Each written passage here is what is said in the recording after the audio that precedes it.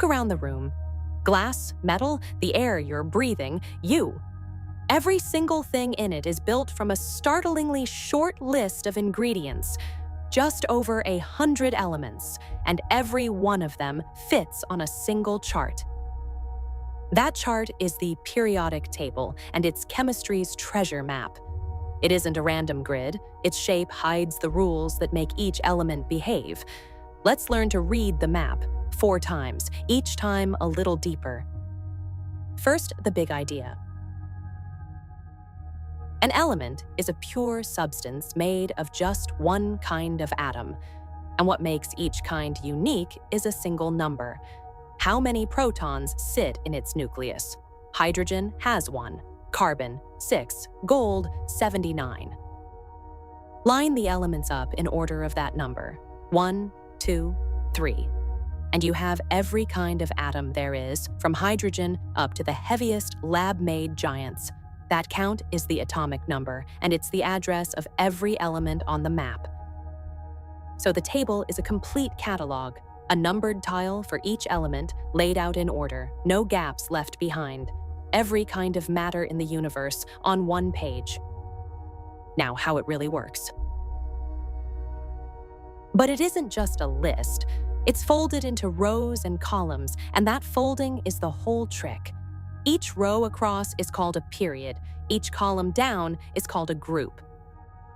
Elements in the same group, the same column, behave almost like family.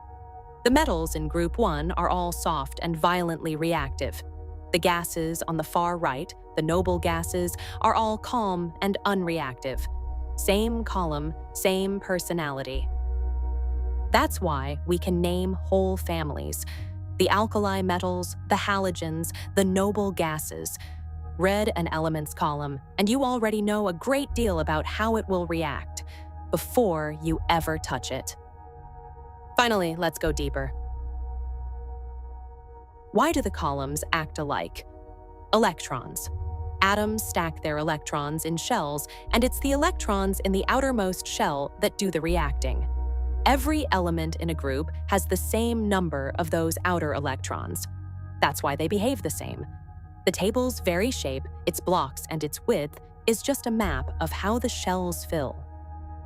And as you read across and down, smooth trends appear. Atomic radius, atoms shrink across a row as the growing pull of the nucleus draws their electrons in tighter. Ionization energy, the effort it takes to steal an electron away, climbs the same direction. And electronegativity, an atom's pull on shared electrons, rises toward the top right, peaking at fluorine. Those trends aren't trivia. They decide chemistry. From a whole room full of stuff down to one organizing law. One map, understood at 4 depths. And that last trend, electronegativity, is the exact dial that decided every bond we've met. When 2 atoms' poles clash, an electron transfers, and the bond is ionic. When they nearly match, the electrons are shared. The table doesn't just list the elements, it predicts how they'll join.